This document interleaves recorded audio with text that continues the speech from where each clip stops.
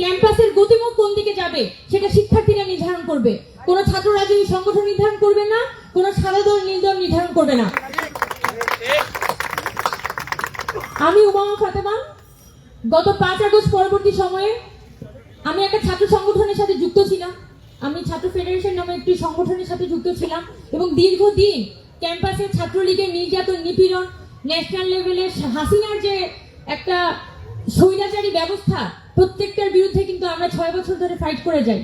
কিন্তু 5 আগস্ট পরবর্তী সময়ে আমি কিছু প্রশ্নে দ্বিমত পোষণ করে আমি আমার ছাত্র সংগঠন থেকে অব্যাহতি নিই এবং তৎকালীন সময়ে বৈষম্যবিরোধী ছাত্র আন্দোলন যে অভ্যুত্থানের প্ল্যাটফর্ম, সেই অভ্যুত্থানের প্ল্যাটফর্মের সাথে আমি নিজেকে যুক্ত করি।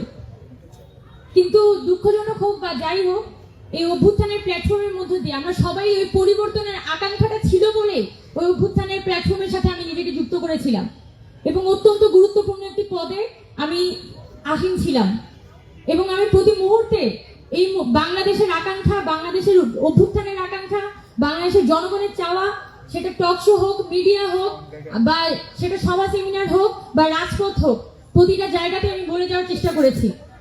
এবং যখন আমি দেখেছি যে আসলে সম্ভব হচ্ছে না, 5 আগস্ট পরবর্তীতে যে পরিবর্তনের স্বপ্ন আমরা দেখছি সেটা নানানভাবে আসলে পকেটভুক্ত হচ্ছে, তখন আমি আসলে থাকতে পারিনি। আমি এই প্ল্যাটফর্ম থেকে বের হয়ে আসি এবং পুনরায় আমি যে একটা জার্নির মধ্যে ছিলাম, যে সংগ্রামের মধ্যে ছিলাম, আজকে সেই 5 আগস্ট পরবর্তী সময়ে আজকে 1 বছর পর আমি একই সংগ্রামের মধ্যেই আছি। দেশের নাম্বার 1 ট্রেডিং অ্যাপ নিফটি ফার্স্টে পাচ্ছেন ট্রেডিং এর সব সুবিধা, dual এক্সটেন্স access, company analysis, portfolio তৈরি করা সহ আরও অনেক ইউনিক ফিচারের সাথে ট্রেড করতে ডাউনলোড করুন এক্ষুনি।